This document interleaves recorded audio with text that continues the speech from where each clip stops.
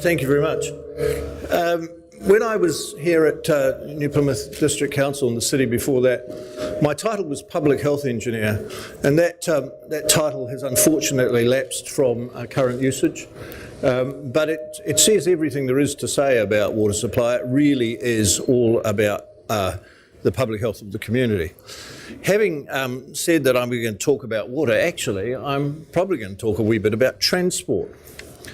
If you think about a public water supply system, it is the most efficient transport system that you've ever seen in any city. So here's some numbers.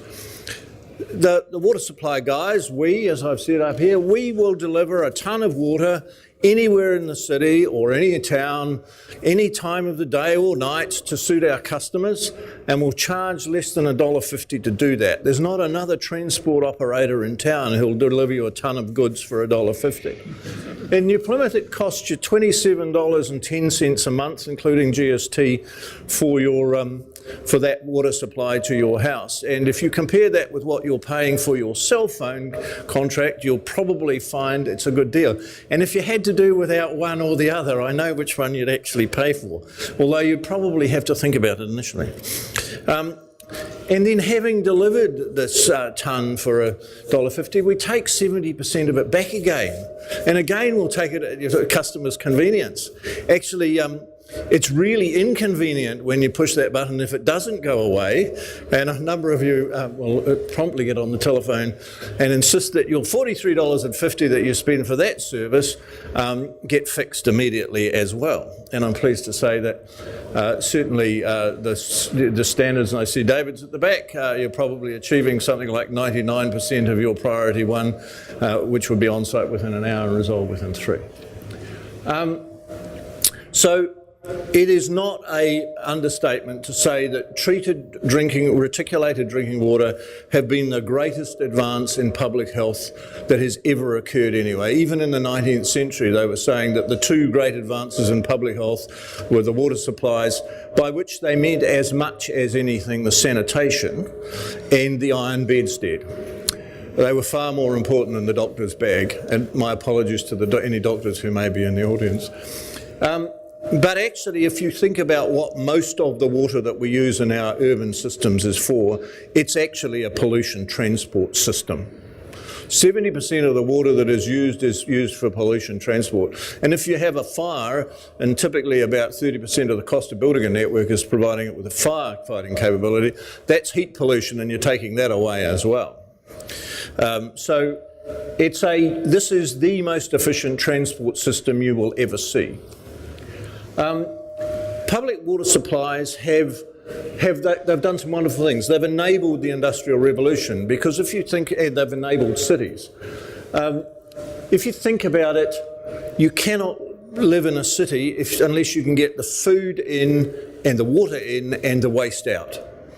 And so that's the sort of, and if you go back to the very, very earliest of cities in the Mesopotamian area, you will see that they had water supplies and they had waste disposal systems. And so, and the issue with emancipation of women is probably not self-evident, but until you actually think about it. And it's very relevant that the Sir Optimists are looking at water projects in the Third World. In most of the Third World, people have to walk some distance, often miles, to collect water. Almost exclusively, that is the women's role in societies, and as such, it deprives girls of education, it deprives women of meaningful employment and the ability to contribute to the economy. So the World Health Organization and UNESCO, one of their main reasons for investing in sanitation in the Third World is as much about emancipation of women as it is about the public health advantages. And that's probably not well recognised, but it's a very, very important role. And I think too of my grandparents who had no reticulated supply and for whom the long drop was a long way away. And I know who did all the work there associated, and it wasn't my grandfather's. Now, our reliability is inordinately high. It's typically well over 99.99%. Now, I know that New Plymouth has had a recent whoopsie, but I can also tell you that the last time New Plymouth had a decent whoopsie and there was a significant area of the town without water and they had a boil water notice was back in 1971. It was 1961. When the side of the reservoir, the single reservoir that's on the corner of Mangere Road and Junction Road collapsed. So, there's a very, very long level, extended period where there'd been no reliability issues at all. Interestingly enough, even though some of the great ancient cities had public water supplies as we know them today are relatively new concepts. They're quite new. They're mid-19th century at the earliest. There were some earlier ones in places like the Palace of Versailles, although interestingly enough, the water supply there wasn't to provide the palace with water, it was to make sure the fountains had lots for the gardens. Apparently the sanitation at the Palace of Versailles was appalling. But we forget that typhoid and cholera was endemic in New Zealand right through until the Second World War. And you only need to walk around any old cemetery in New Zealand and look at the entire families that were wiped out within a few months of each other on gravestones and all the children. And you can, without exception, they would have been typhoid or cholera. And so we forget that that it's very recent. Interestingly enough, one of the last major cities in New Zealand to be sewered was Tauranga, and that wasn't until the 1970s. And for the older ones among you who may know of the night card operation, the last night card operation in New Zealand was still operating in 1989. We take them for granted, and so because we take them for granted, actually complacency is one of our greatest challenges. Dr. Harudi from Canada and his wife have written a series, done a lot of research, and almost without exception, every public health outbreak that can be attributed to a water supply somewhere in the Swiss cheese of the holes through which the problem has gone, you will find complacency at root of one of those problems.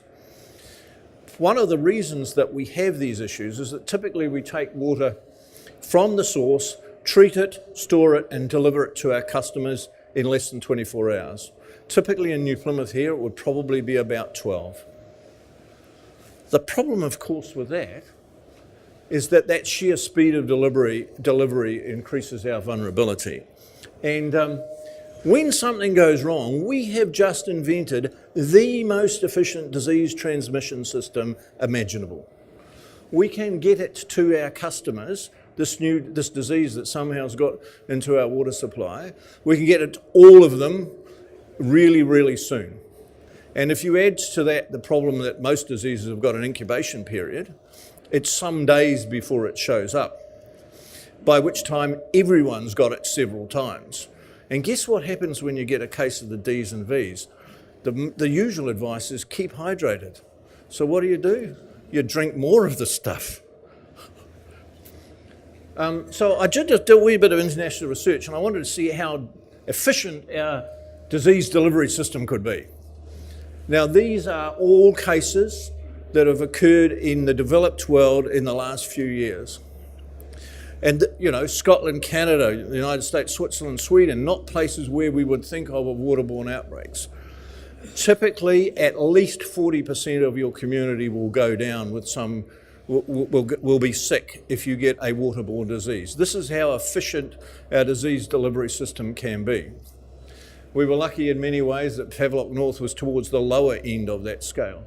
The Swedish example is interesting because that problem was identified within 2 hours of it occurring, which is very, very unusual. Normally it would be picked up hours or days later. Even so, 45% of that particular community was sick. So we've gone and built ourselves a really efficient disease transmission system, actually. So what does 42% of HAVELOCK North look like? Well, there were 4 deaths attributed to that. They believe that the disease contributed to their deaths. All 4 of them did have other health issues, but it tipped them over the edge. 48 were hospitalised and 5,500 were sick, many seriously for days. One of the pieces of evidence we heard was from the doctor who said, the main medical practice in HAVELOCK North, he said it was the worst time of his medical career in that people who get crook and get the Ds and Vs can typically handle it for 24 hours or possibly 48 hours. Once it starts to the 4th day or the 5th day, it's very debilitating. And if you've lost a third of your staff from your health sector as well, as occurred in this particular case, and you've got to look after kids, some of whom are also sick. So as a result of that, the government decided they needed to have a formal inquiry. There's a piece of legislation called the Inquiries Act 2013, and as Karen said, the 3 of us were appointed to that inquiry. It's a quasi-judicial process. All the evidence was heard in the High Court in Hastings. It was all recorded. It's all verbatim. The transcripts are online. Every piece of evidence, every submission we receive is all online. And so the 2 reports that we produced are strictly evidence-based. There is not a single comment or a single line in either of those reports that wasn't independently checked against evidence by a team of lawyers who were part of the Secretariat supported the inquiry. One of the greatest conclusions the inquiry came to is that as a society we're really quite complacent about water supplies, and that we really as a society don't understand the risks that we've got associated with these networks that we take for granted. If you imagine that incident had actually been an industrial accident, 4 dead, 48 in hospital, that's far worse than Pike River or Cave Creek. And yet we've still got large numbers of communities in New Zealand who quite literally have got their head in the sands about the risks that they are carrying. We say that the risks are sporadic and poorly understood. This is also based on international experts who were brought in from overseas to advise the inquiry. There's a myriad of ways in which fecal contamination can enter the drinking water supply. A sporadic attack contamination can occur at any time, even in supposedly pristine water. This is a especially big one. Evidence that the supply is safe under baseline conditions is not evidence that the safety will be maintained under what we call event conditions, when something different happens. And failures can occur at any time. They may occur slowly over time without red flags being raised, and they cannot necessarily be detected in a timely manner. There are many known ways that contamination can occur, and there are many ways that it can't, we still don't know it. Campylobacter has only been recognised as a waterborne disease for about 15 to 18 years.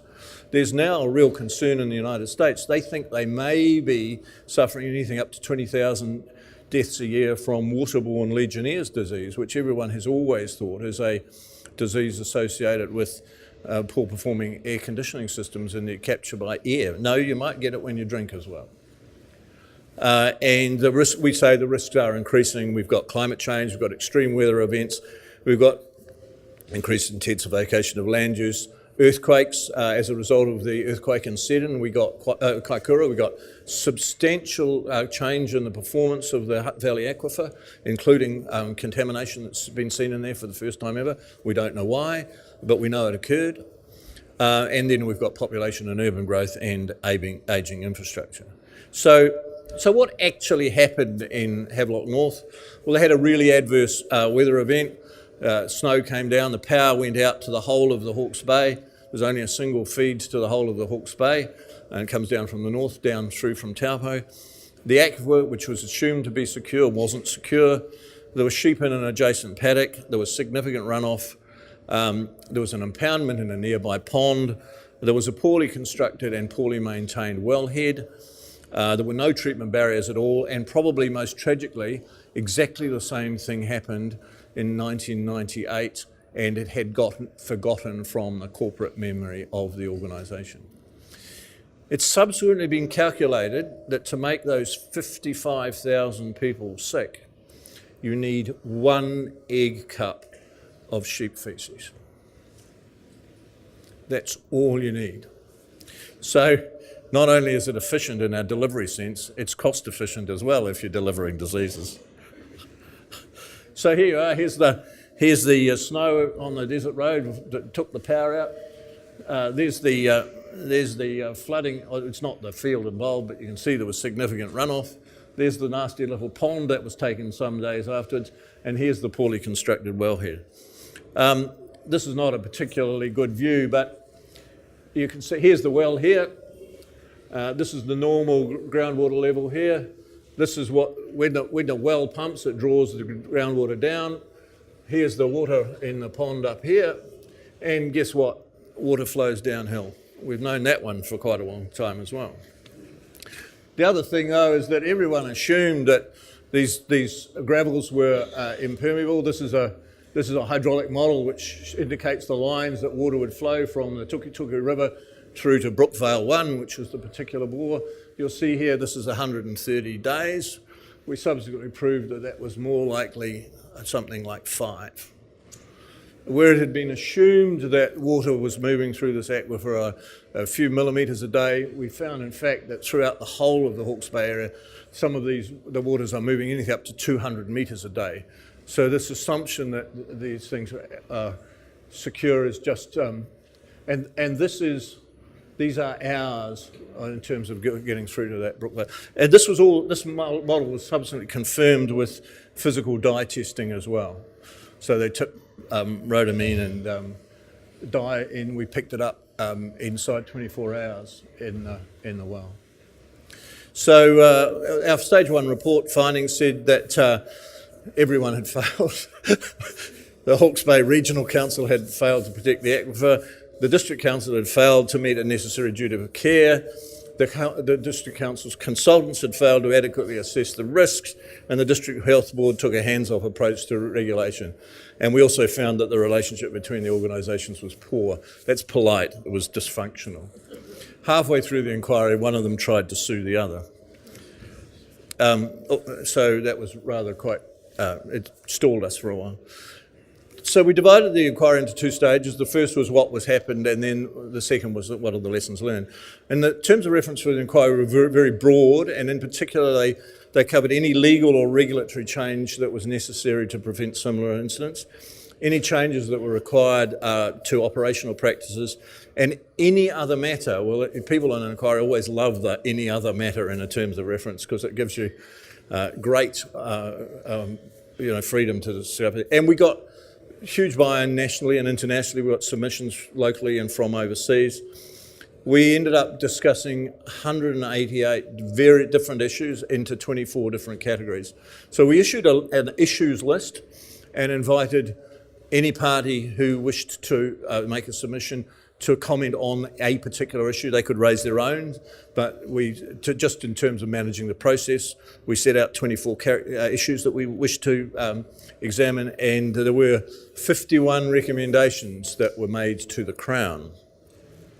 And there were a number of themes in our recommendations, and I'll just work through those themes there. There's themes around the disease burden, there's themes about the compliance to the current drinking water standards, there's about the legal framework, about the concept of a secure source, the need for universal treatment, issues around leadership and capability and capacity, and institutional arrangements. So what is the disease burden associated with poorly treated or poorly managed public waters and network water supplies in New Zealand? Well, on the basis of the evidence we heard, we think there's about 100,000 people per annum in New Zealand who get sick. We know, and again, if this were this is an industrial dispute. This is a societal complacency issue for us.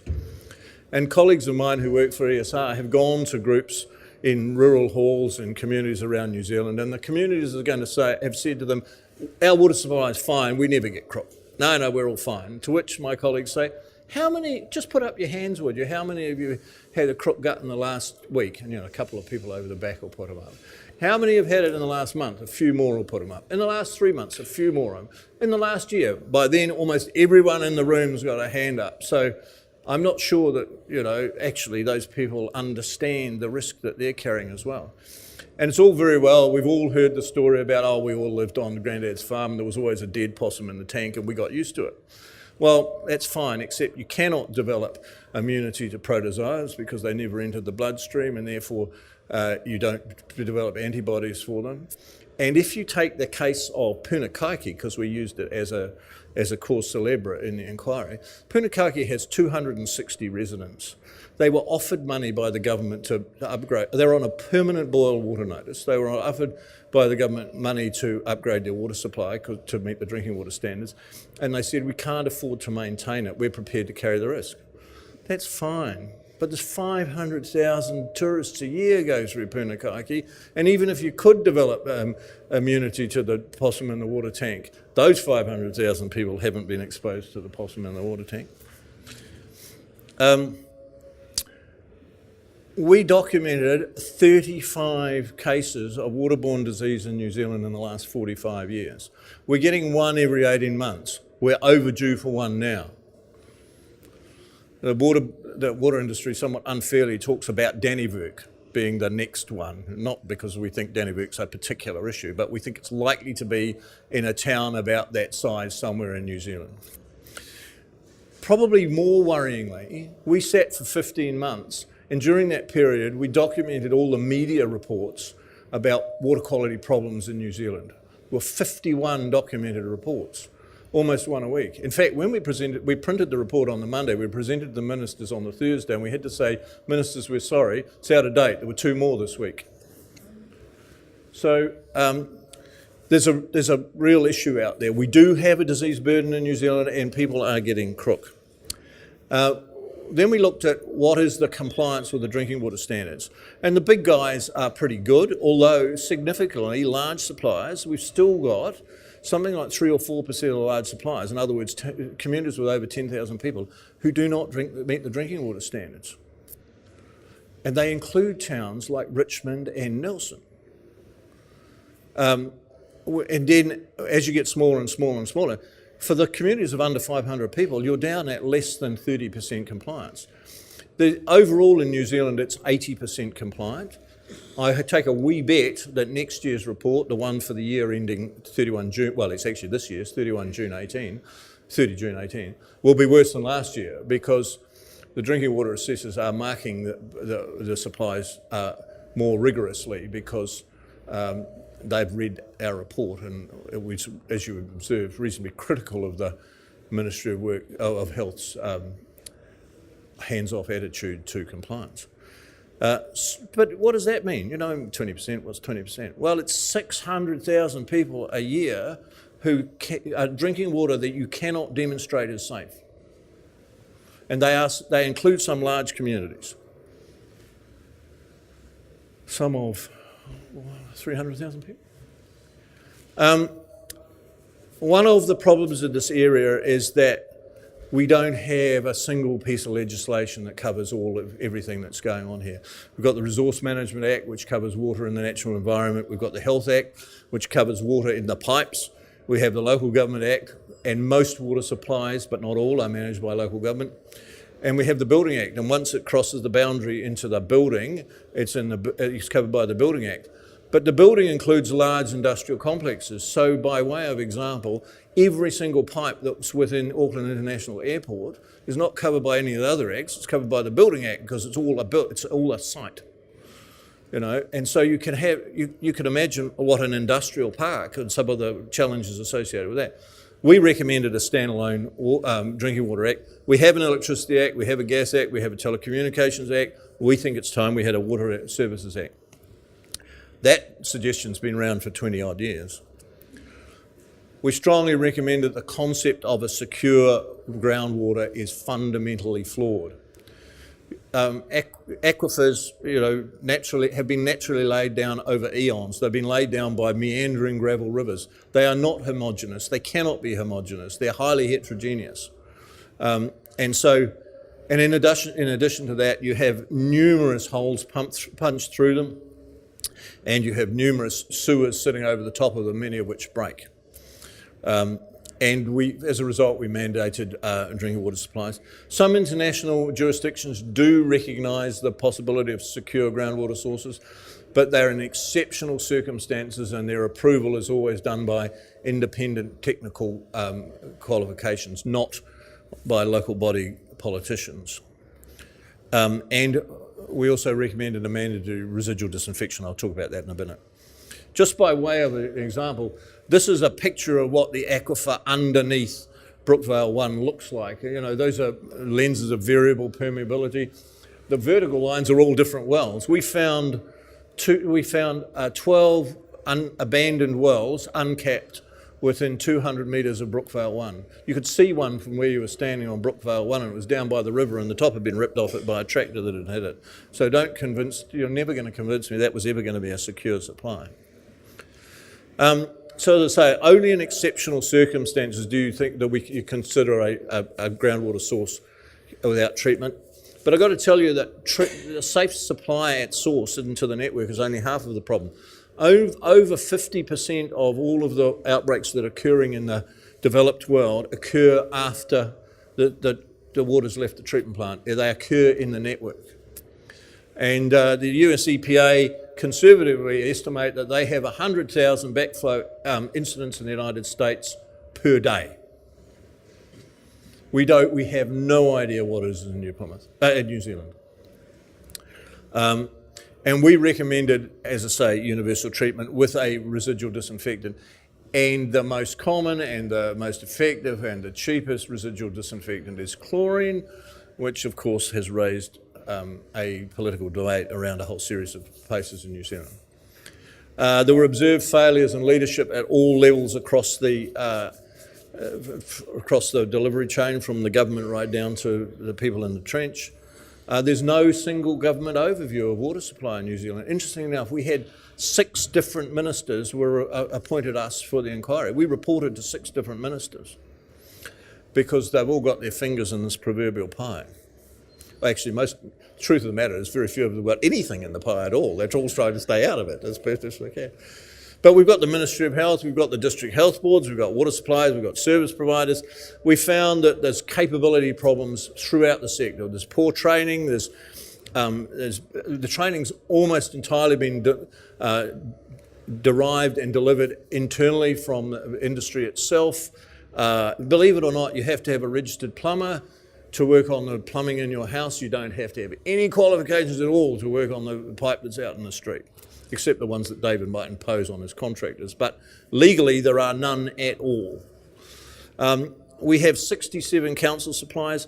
Of those, 28 have 10,000 or less service connections, and 38 have 15,000 or less. So over half of the councils have got less than 20,000 connections. And the truth of the matter is that water supply is so increasingly technically complex that you simply cannot resource the size of the organisation that you've got when you've got that few customers. Now, I was involved in setting up Wellington Water, which is a company that services 5 local authorities in the Wellington area, the 4 cities plus the Greater Wellington Regional Council.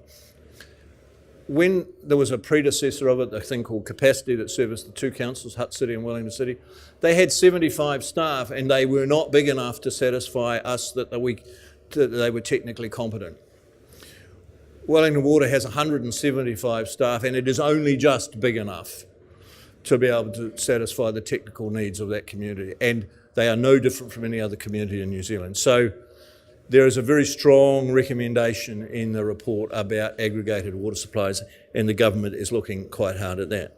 So, as I said, we made 51 recommendations. The government hasn't yet formally moved on any of them, although some cabinet papers have recently been released, and from reading those cabinet papers, the signals are very strong that we are going to get an independent regulator. We don't know what that will look like.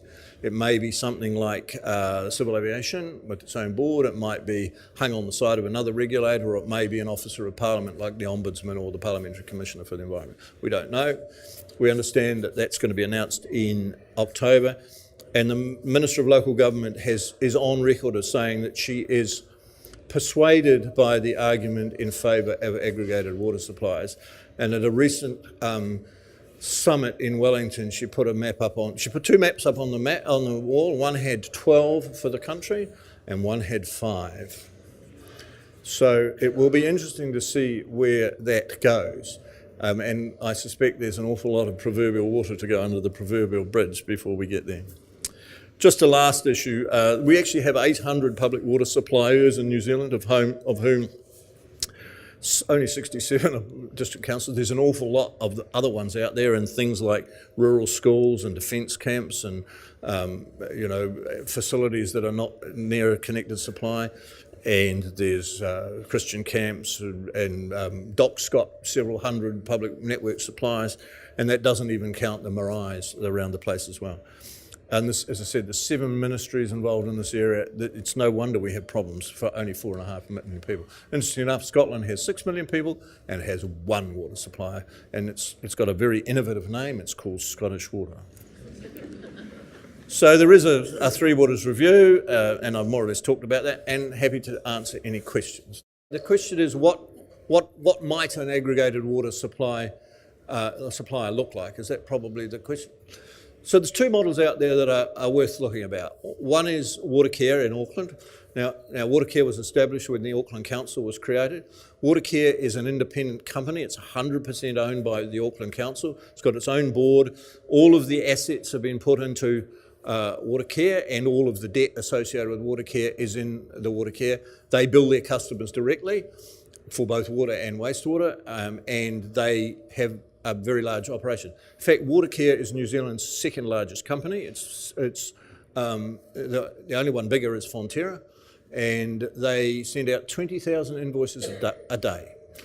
So they're a very, very large company, and their capital program is in the billions on an annual basis, as you could well imagine, extending. So their biggest project at the moment is a new tunnel under Auckland to address some of the issues associated with overflows into the harbour, and you're talking 1.6 billion, I think, from memory for that particular job. Very big, complex organisation.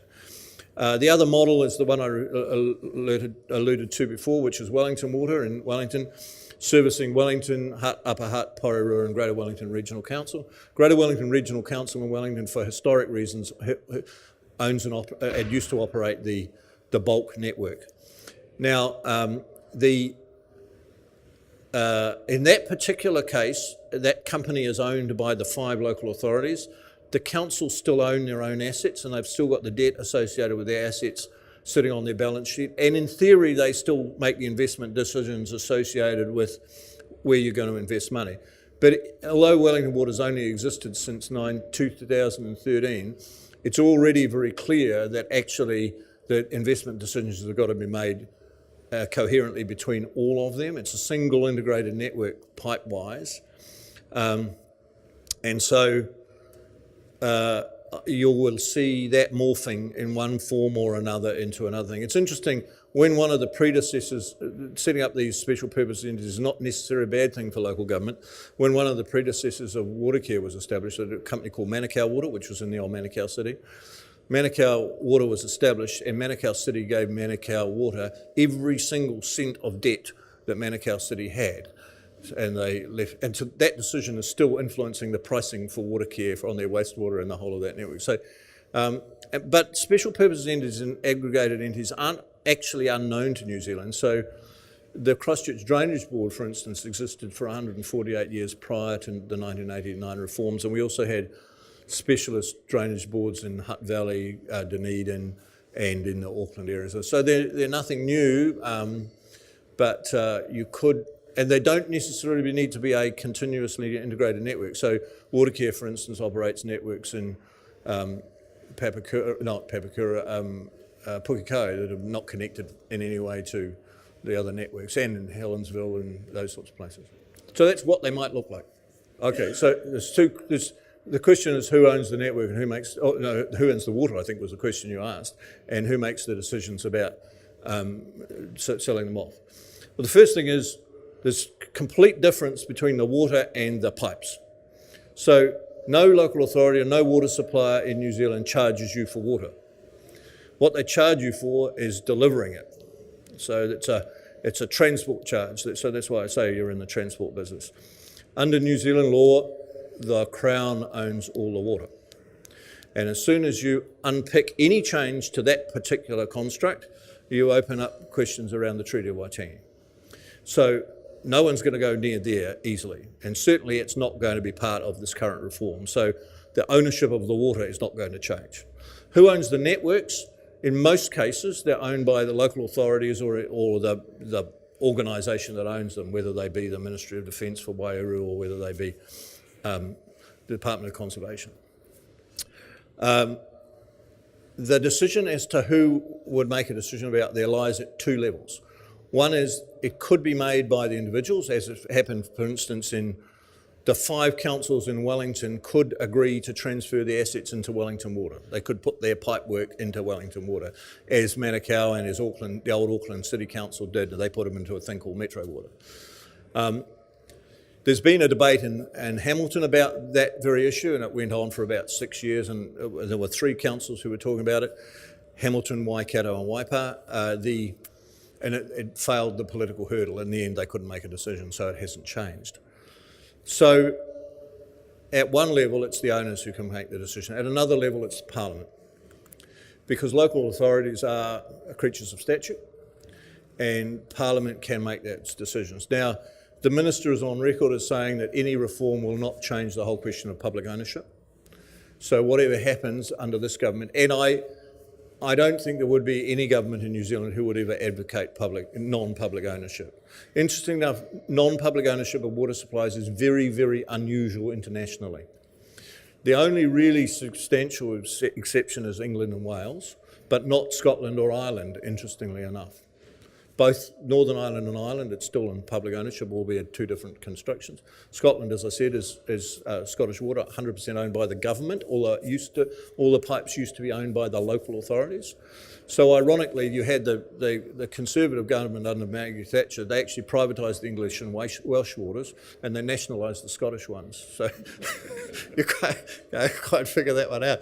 But there's an issue there, but there is a construct where you don't need to transfer any of that. You can have aggregated special purpose water entities where all the assets still sit back with the current owners. So, for instance, let's imagine we set up one across the centre of the North Island. That entity could just as equally manage the water supplies at Ohakea and Wairau for the Ministry of Defence and the DOC and the Wanganui and District Council. They could all be managed. The challenge becomes, how do you make a coherent investment decision that ultimately reflects back onto the pricing of the transport system, not the water, because no one in New Zealand is charged for water. Even hydro dams don't get charged for water. So John's question is, what are the most important things, particularly for the community to think about and to learn in terms of managing some of this? It's a pretty interesting question. I think one of the challenges that we as a society have is that we're now typically 3 generations removed from doing this thing for ourselves, and therefore we've forgotten about the resource levels that are required to do it. And we actually see that in the food business as well, because we're now 3 generations removed from the production of food. We turn our backs when we don't really want to know about the sheep being killed. It happens over there. We don't want to know about that. And we don't have to want to wash the dirt off the potatoes because that's someone else's job. And so we're seeing a move to absolutism of safety in the food sector. I think in the water sector, the issue is, firstly, I think we need to reinforce the value of the facility you're receiving. At $27.10 a month, in a perfect world, there should never, ever have been a debate about whether they were going to invest more in the water supply network in New Plymouth. If you want a higher level of reliability and a higher level of resilience, it costs money. It's as simple as that. And the problem with all utilities is that they're not judged how they perform 99.9% of the time. Utilities are judged how they perform that 0.1% of the time when something goes wrong. And so if you're going to manage that 0.1% of the time, you have to carry some additional capability, whether or not it's a redundant network, a duplicate pipe, or whether it's the capability to mobilise a great resource, or whether it's spares that you're holding. The problem is that surplus capacity is really vulnerable to people who are looking for efficiency gains. Oh, you've got $500,000 worth of stock out there in spares, just get rid of it. Get the inventory down. I've seen that happen. Get the inventory down. We don't want the spares, No. What's this antebellum, this contract you've got with a contractor who's based in another town that he'll turn up at 16 hours notice if something goes wrong. We're not going to pay him $200,000 a year just in case he might want to turn up. They're very vulnerable to those sorts of decisions. I'm not going to accuse any accountants in the room of making those sorts of decisions, but they're very vulnerable to those sorts of decisions. So you have to value the service you get, and you have to understand that it will not always be there. So when I used to write the levels of service statements for New Plymouth District Council, the first level of service statement we wrote was, we do not guarantee an uninterrupted supply. But you forget it, literally from 1961 until 2018, there had been no major interruption to the supply. And you could well argue that if you'd been spending $200,000 a year for all of that time, it could well have been spent on some other things. It's a legitimate argument. So the question was, is there a national standard associated with minimum storage requirements, and what's the obligation to address climate change, really? Firstly, you may have noticed in New Plymouth that if you go 14 days without rain, it's a drought. And so historically, and of course Melbourne is a very, very different situation. The irony in Melbourne is that they went for a period of an extended drought and built some desalination plants that cost 3 billion Australian dollars, I think, from memory, and then it started raining and they've never used them at all. They haven't even fired them up, although they've tested them and they're ready to go. So Melbourne's well positioned now from that point of view. Although desalination plants, you use almost as much fuel in one end as you get water out the other end of them. They're not necessarily a great idea, although they're getting far more efficient. The answer in the question? The answer is there's no standard in New Zealand, and at the moment that resilience, that climate change protection issue devolves to local authority politicians who are influenced by the one thing that people most focus on, what is going to be the percentage and the increase in our rates.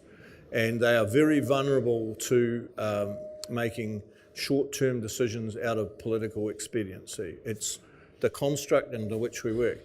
If you look at Auckland in the 1990s, and they had the predecessor of the Auckland Regional Council, you may remember they had some serious water shortages after an extended dry period in the 1990s. They had developed a policy that said they would be able to weather a 1 in 50 year drought.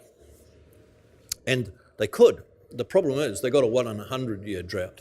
And the community then said to them, no, we're not prepared to accept that standard. We want a 1 in 100 year drought protection. So they went and built a supply from the Waikato River. The irony is that the same people who had objected to any investment in increased resilience and the Mercer intake promptly went out and spent $3,000 on roof tanks so that they could store water for themselves. Now, I don't have any difficulty at all with people taking ownership of their own resilience problems, but they would have been far better off to tolerate a 5% increase in their water charges on an annual basis. So the answer to your question is that is one of the very real institutional problems with the water supply system and wastewater as well in New Zealand, because we have a far worse problem with compliance with our wastewater than we do with our water supply, in that there is very poor coherent strategic thinking because the long-term investment requirements are at odds with the short-term electoral cycle. The question is, what's the future for water in Taranaki? The answer is you're never going to run out of water. It's just how easy and available and cheap is it going to be able to acquire it? Because at the end of the day, if you have to, there's plenty out there, and the cost of desalination is going down all the time. So you will never run out of water. And one of the really nice things about Taranaki is that particularly North Taranaki, is that we have this really, really cheap replenishment system. It's called the sun, and it evaporates water off the ocean, and the onshore winds push it up, and as soon as it hits the mountain, you start dropping water out. And you can measure the difference in rainfall intensity for 1 kilometre across the city. It's that noticeable as the difference in what's called the orographic gradient. So by way of example, I think we get about 60 inches of rain here at the coast, and we get about 200 inches of rain at the park boundary. The problem is that most of it runs straight off back into the sea. So One of the solutions will be storage, and I know that the District Council are looking at a 2050 water strategy at the moment, and I know they're looking at storage as part of that.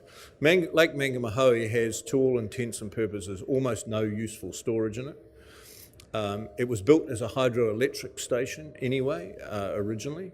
My grandfather was the mayor at the time when it was built, and it was his particular project.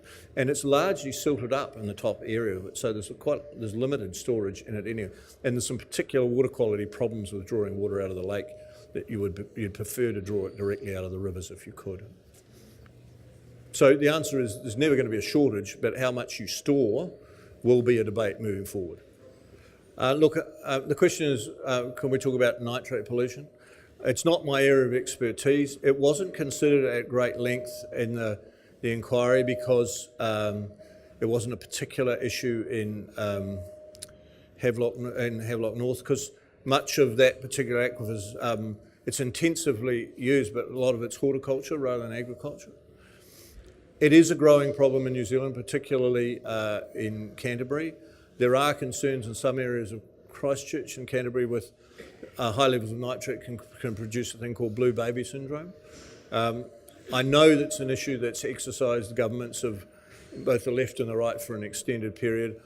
There are some scientific advances that are helping in that space, but one of the issues is clearly intensification of land use.